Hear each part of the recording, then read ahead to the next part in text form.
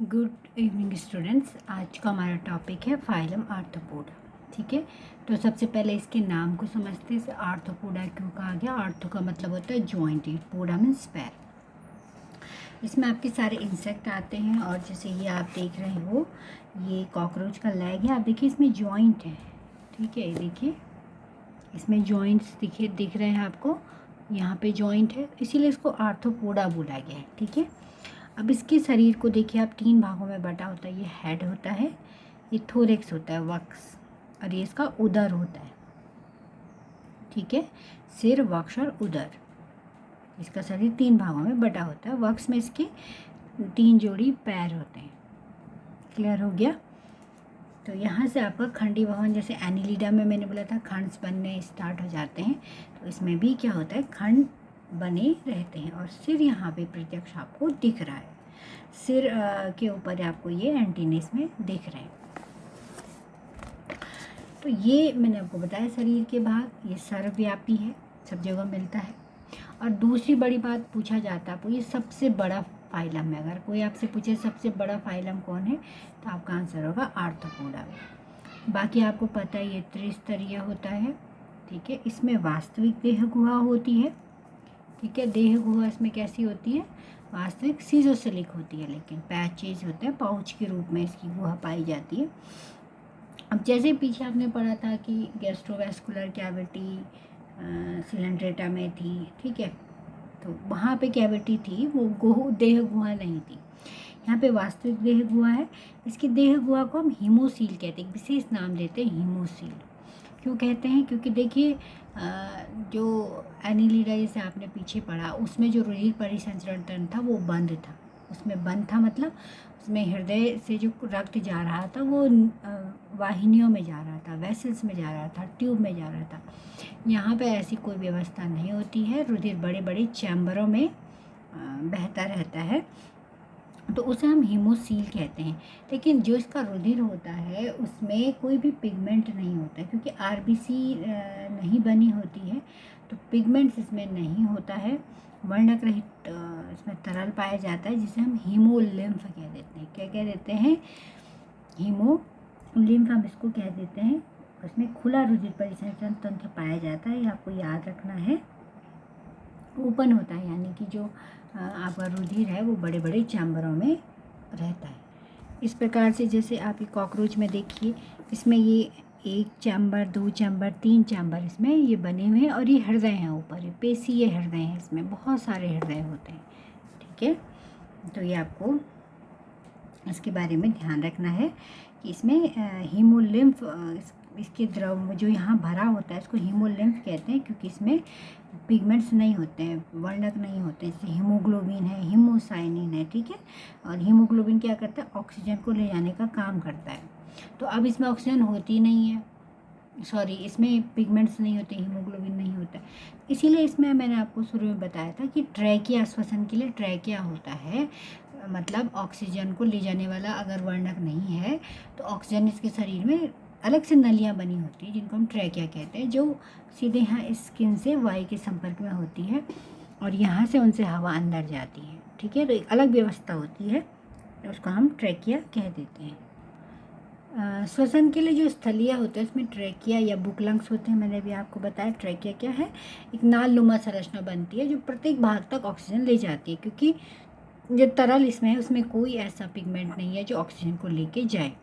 जो जलीय होते हैं उनमें बुक गिल्स या गिल्स पाए जाते हैं। ठीक है, गिल्स से पहले बुक गिल्स बने थे। पाचन तंत्र की बात करें तो इसमें पूर्ण पाचन तंत्र होता है, मुख से लेके गुदा तक। और मुख से गीजड़ मैंने आपको कल बताया था, एक पेशीय संरचना होती है जो बिल्कुल माउथ की तरह काम करती है। आमाशय होता है, आंत होती है। इसके मुख से गीजड़ में होती है यकृत सीकी लगी होती है, ये यकृत की तरह कार्य करती है। आमाशय से लगी हुई इसकी मैलपीघी नलिकाएं होती हैं। मैलपीघी नलिकाएं आप जानते हैं उसमें उत्सर्जन का काम करती हैं। ठीक है, ये देख सकते हैं आप, कॉकरोच का पाचन तंत्र है, ये फेरेनिक्स है। ठीक है, ये क्रॉप है इसका, अन्नपुटिका जिसे हमारा आमाशय होता है। ये गीजड़ है, ये हिपैटिक सीका है। मैंने अभी आपको बताया था हिपैटिक सीका, हिपैटिक शब्द यकृत के लिए आता है। ठीक, ये इसकी आंतें हैं। ये मैल्पिगियन नलिकाएं हैं जो उत्सर्जन का काम करती हैं। तो इसकी जो गट है, आहार नाल है, वो अग्र, मध्य और पश्च 3 भागों में बटी होती है। अब रही बात उत्सर्जन की, तो मैंने आपको जैसे बता दिया कि जो जलीय हैं उनमें ग्रीन ग्लैंड पाई जाती हैं और जो स्थलीय हैं उनमें मैल्पिगियन नलिकाएं पाई जाती हैं। तो इनमें किसमें क्या उत्सर्जन तंत्र पाया जाता है, इसका मैंने एक अलग से आपको एक चार्ट भी दिया है, तो ये आपको बिल्कुल याद होनी चाहिए, एक एक नंबर में ये पूछे जाते हैं। ठीक है, स्टार्टिंग में मैंने आपको बताया था काइटिन का बना बाह्य कंकाल होता है। कॉकरोच में आपने देखा है जो पंख के ऊपर एक बिल्कुल ठोस कंकाल होता है काइटिन का, इसे स्क्लेराइड्स भी कह देते हैं। तंत्रिका तंत्र की बात करें तो ब्रेन, क्योंकि इसमें सिर बन चुका है तो सिर के अंदर ब्रेन होता है। जनन, ये एक लिंगी होता है, यानी नर और मादा कॉकरोच अलग अलग होते हैं। कोई भी इंसेक्ट आप ले लीजिए, नर और मतलब कॉकरोच की मैं बात नहीं कर रही हूँ। डेवलपमेंट अप्रत्यक्ष होता है, यानी कि लार्वा भी बनता है। ठीक है, अंडज होते हैं, अंडे देते हैं। ठीक है, अंडे से फिर लार्वा और फिर वो आगे विकसित होता है। जैसे मक्खी का जीवन चक्र आपने पढ़ा है कि अंडे से लार्वा बनता है, फिर कोकून बनता है। ठीक, या आपने रेशम के कीट का पढ़ा है। तो ये सब आर्थ्रोपोडा के हैं। एक अपवाद है इसका, और स्कॉर्पियन बोलते हैं बिच्छू को। बिच्छू बच्चे देता है, विविपेरस मतलब होता है जो बच्चे पैदा करते हैं, और अंडा जो होता है ओविपेरस जो अंडे देते हैं। ठीक है, अब इसमें मसल्स की बात करें तो मसल्स रेखित और अरेखित इसमें पेशियां पाई जाती हैं। क्लियर आप हो गया आपको। और जो मेन कैरेक्टर इसमें होता है आपका, वो इसमें मुख उपांग पाए जाते हैं, जैसे काटने के लिए, चूसने के लिए, जैसे तितली फूलों से रस चूसती है, या मच्छर आपको काटता है तो उसके मुख उपांग होते हैं। ठीक है, तो इसमें कौन कौन से आपके एनिमल आते हैं, जैसे पेरीपेटस है। पेरीपेटस को वॉकिंग वॉर्म भी कहते हैं, चलने वाला कीड़ा। देखिए, ये एनिलिडा आर्थ्रोपोडा के बीच की कड़ी है, ये इम्पॉर्टेंट है। इसमें आर्थ्रोपोडा के कैरेक्टर तो हैं, उसके साथ साथ इसमें एनिलिडा के कैरेक्टर भी होते हैं। प्रॉन है, प्रॉन आपका झींगा मछली जिसको हम कहते हैं, तो ये मछली इसको कहते हैं पर ये मछली नहीं होती है। ठीक है, आर्थ्रोपोडा संघ का प्राणी। सेंटीपीड्स 40 पाद, इसके शरीर में 40 पैर होते हैं। आपका जो है जूलस है, जूलस को हम मिलीपीड सहस्त्रपाद कह देते हैं। लेपिज्म है, लेपिज्म यानी सिल्वर फिश आपने देखी है। आप जहाँ पे किताबें रखते हो ना, वहाँ पे छोटे छोटे कीड़े निकलते हैं, छोटे छोटे इंसेक्ट निकलते हैं, उनको सिल्वर फिश या लेपिज्म कहते हैं। एपिज यानी मधुमक्खी, क्यूलेक्स, एनाफ्लीज, ये सब मच्छर की प्रजातियाँ हैं। आपका लाइमोलेक्स, किंग कोबरा, इसको हम किंग क्रैब कहते हैं, किंग क्रैब ल्यूमुलस में आ जाता है। ठीक है, आपका इसमें कॉकरोच आ जाता है, कॉकरोच हैं, आपकी हाउस फ्लाई हैं, ये सब आपके आर्थ्रोपोडा में आती हैं। ठीक है, आपकी जितने कीट हैं, रेशम का कीड़ा है या आपका अन्य जितने भी कीट आपको दिखाई देते हैं, इसीलिए ये सबसे बड़ा संघ इसको माना गया है। तो आर्थ्रोपोडा की मुख्य बातें मैंने आपको बताई। इसमें देह गुहा हिमोसील होती है, इसमें हिमोलिम्फ भरा होता है, इसमें कोई पिगमेंट नहीं होता है। खुला परिसंचरण तंत्र, देखिए बंद परिसंचरण तंत्र इनवर्टिब्रेट्स की हम बात करें तो केवल एनिलिडा में होता है, बाकी सब में खुला होता है, आपके मोलस्का में, आर्थ्रोपोडा में। ठीक है, काइनोडर्मेटा में। और उसमें जो मेन बात थी वो थी, उसमें उत्सर्जन मैलिपिगियन ट्यूब्यूल से होता है, श्वसन उसमें trachea, book lungs, book gills, ये सब आपको याद रखना है। अगला संघ है मोलस्का। तो मोलस्का संघ जो है उसका शरीर बहुत सॉफ्ट होता है, जैसे आपने पायला देखा है, झींगा देखा है ना, बरसात में झींगे निकल के आते हैं, तो आपने देखा होगा वो जब अपना शरीर बाहर निकालते हैं अपने खोल से तो बहुत सॉफ्ट होते हैं, चिपचिपे से होते हैं। तो इनके शरीर को जो है ढकने के लिए कैल्शियम कार्बोनेट की बनी कठोर शेल होती है, और इसमें जो है आपका कॉन्क्यूलिन प्रोटीन भी होती है। दो चीज़ों से मिलके बना है, कॉन्क्यूलिन प्रोटीन और कैल्शियम कार्बोनेट से। अब जो ये खोल होता है, किसी में होता है और किसी में नहीं होता है। जैसे आपका ऑक्टोपस है ना, ऑक्टोपस में खोल नहीं होता है, तो इसी आधार पर इनको इनका क्लासिफिकेशन भी किया है कि खोल है या नहीं है, और खोल है तो कौन से पार्ट में है। ठीक, अब ये कहाँ रहते हैं, ये देखिए ये पानी में रहते हैं, और जो ज़मीन में भी रहते हैं तो वो प्रेफर करते हैं कि वो गीली जगह पे रहें। ठीक है, इनका जो, क्योंकि इनका ये बिल्कुल कॉइल होते हैं जो इस संघ के प्राणी होते हैं, तो इनका पाचन तंत्र सीधा भी हो सकता है, कॉइल भी हो सकता है, या यू शेप भी हो सकता है। ठीक है, यू आकार का होता है गैस्ट्रोपोडा में। इसमें एक विशेष अंग होता है रेडुला, जो भोजन को चबाने का काम करता है। तो आपको रेडुला याद रखना है इसके पाचन तंत्र में। इसके शरीर को 3 भागों में बांटा गया है। देखिए, सिर, मांसपेशी या पाद, और विसरल मांस। ये जो विसरल मांस होता है ये अधिकतर शरीर का भाग बनाता है। पैर तो चलने का काम करते हैं, और हेड जो है वो बिल्कुल इसमें होता है, पाया जाता है। ठीक है, विसरल मांस जो होता है ये इसके ऊपर मेंटल पाया जाता है। आपको याद रखना है, विसरल मांस के ऊपर मेंटल होता है, और मेंटल ही कैल्शियम कार्बोनेट का सिक्रीशन करके खोल बनाता है। ठीक है, तो विसरल मांस के ऊपर मेंटल, मेंटल से अगर खोल बन गया तो ठीक है, नहीं बना तो नहीं बनेगा। इसमें भी खुला परिसंचरण तंत्र होता है। जैसे मैंने आपको बोला, केवल एनेलिडा में जो है परिसंचरण तंत्र क्या होता है, बंद होता है। तो इसका एक एक्सेप्शन है, अपवाद है सीपिया। सीपिया में बंद रुधिर परिसंचरण तंत्र पाया जाता है। अब नेक्स्ट इसमें जो है, इसके रुधिर में हीमोसाइनिन वर्णक पाया जाता है, मेनली गैस्ट्रोपोडा क्लास में। एक क्लास है इसकी गैस्ट्रोपोडा, तो उसमें जैसे हमारे खून में हीमोग्लोबिन पाया जाता है, इनमें हीमोसाइनिन पाया जाता है, लेकिन ये हीमोसाइनिन प्लाज्मा में घुला होता है। ठीक है, अगला इसमें है आपका जो है श्वसनांग। आपसे पूछा जाएगा हीमोसाइनिन किस में पाया जाता है।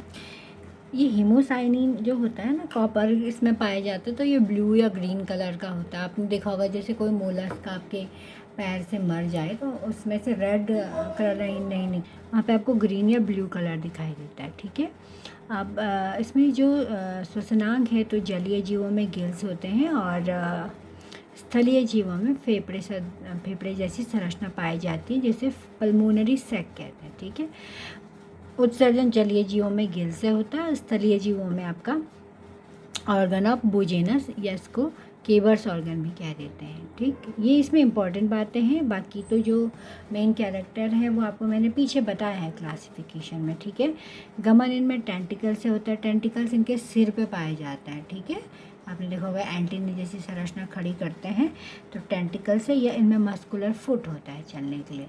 बाकी एक लिंगी होते हैं, यानी मेल और फीमेल अलग अलग होते हैं। डेवलपमेंट इनमें अप्रत्यक्ष होता है, यानी लार्वा स्टेज इनमें पाई जाती है। इसके एग्जाम्पल क्या है आपके, नियोप्लाइना है, काइटन है, पाइला को एप्पल स्नेल कहते हैं, पिनकेटाटा है, पर्ल ऑयस्टर कहते हैं, इसमें मोती बनता है। लोलिगो, इसको स्क्विड कह देते हैं। एफाइलैसिस, सी हेयर, समुद्री खरगोश, ऑक्टोपस, डेविल फिश, और कीटोप्लूरा, इसको काइटन भी कह देते हैं। तो ये इसके एग्जाम्पल हैं, ये आपको बुक में मिल जाएंगे। ठीक है, जैसे कुछ इसमें बस पिक्चर्स हैं।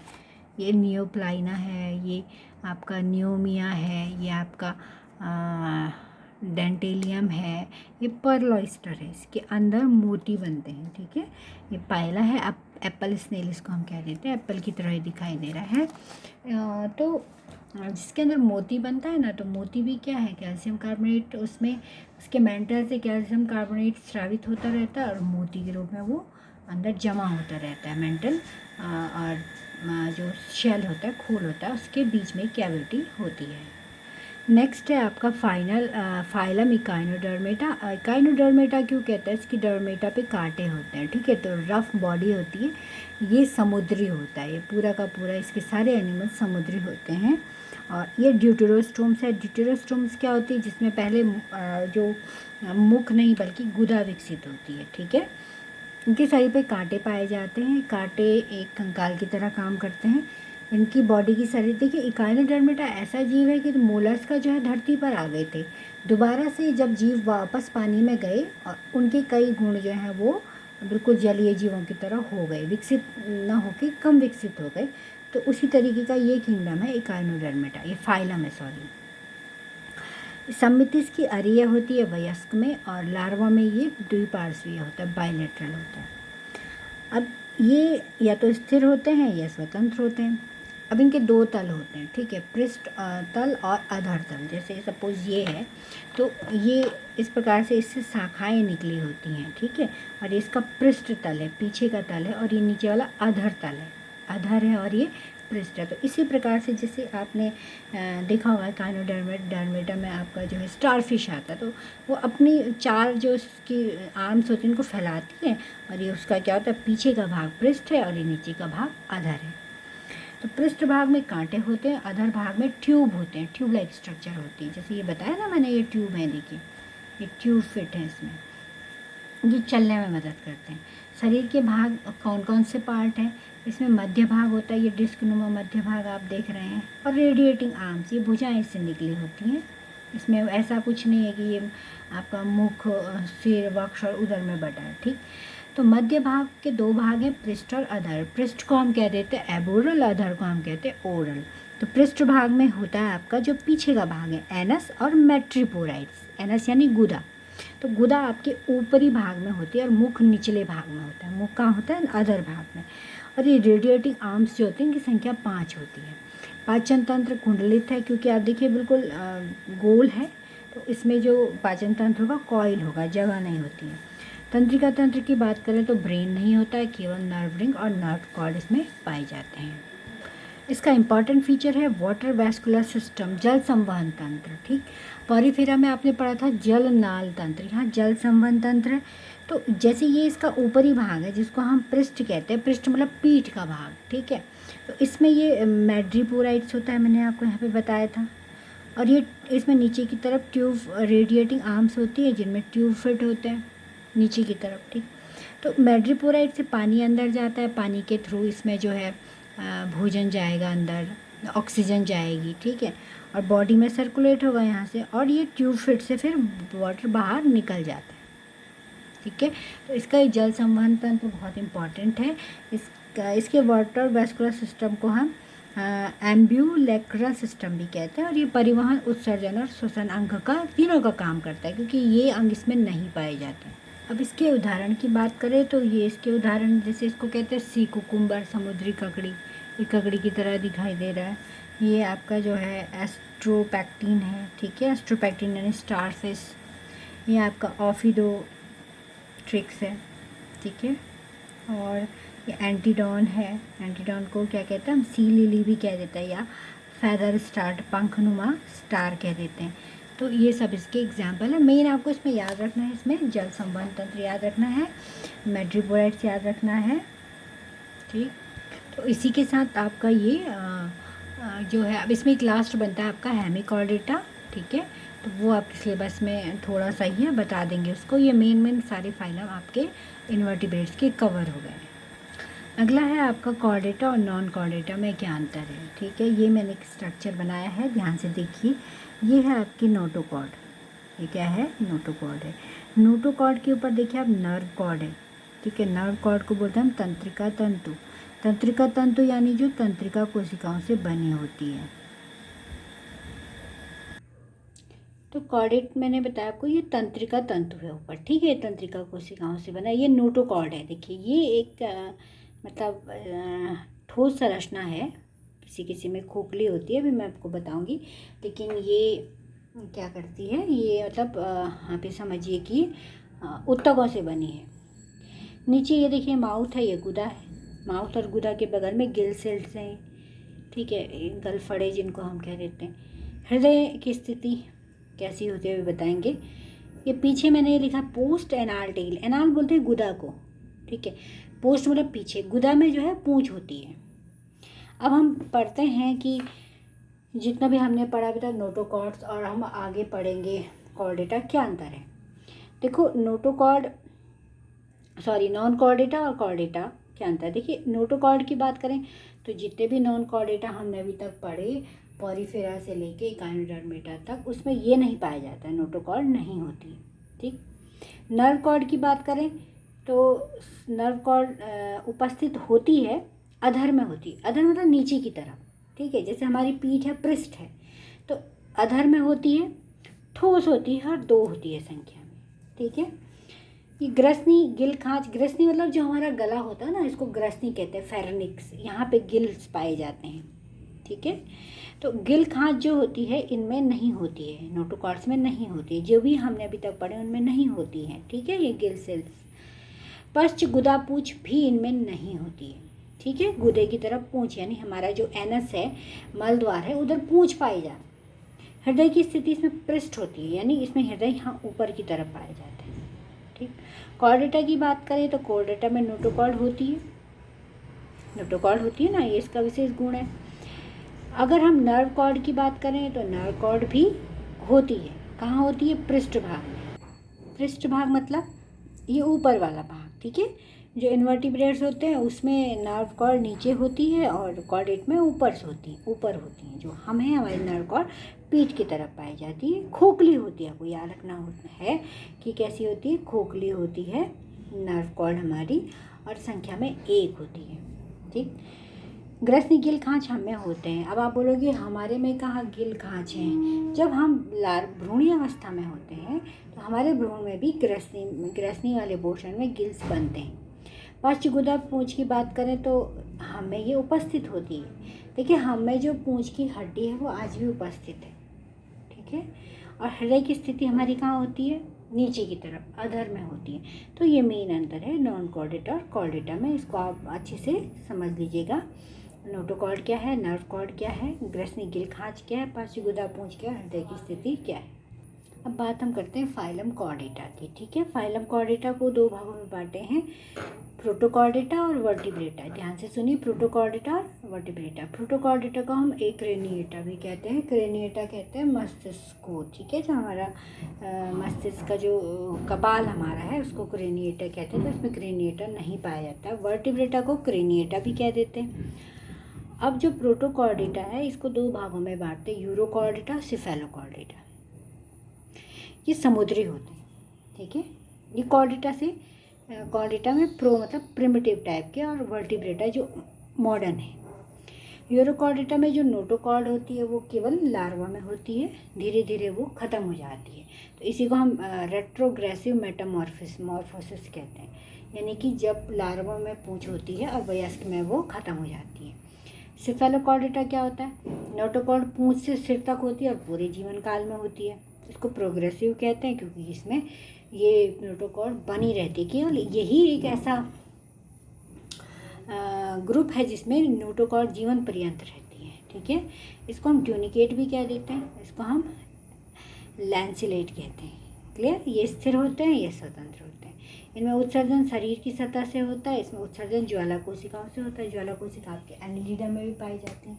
इसके उदाहरण आपके हैं सेल्पा, डोलोलियम, ठीक है। और इसका उदाहरण आपका क्या है, ब्रैनकायोस्टोमा। क्लियर। अब वर्टिब्रेटा की हम बात करते हैं। तो वर्टिब्रेटा में आपकी नोटोकॉर्ड जो होती है वो भ्रूणी अवस्था में ही होती है। बाद में ये नोटोकॉर्ड वर्टिब्री कॉलम में बदल जाती है, कशेरुकदंड में। आपको पता है ना, वर्टिब्रेटा वो होते हैं जिनमें नोटोकॉर्ड कशेरुकदंड में बदल जाती है। ये कशेरुकदंड उपास्थि की बनी होती है या अस्थि की बनी होती है, ठीक है।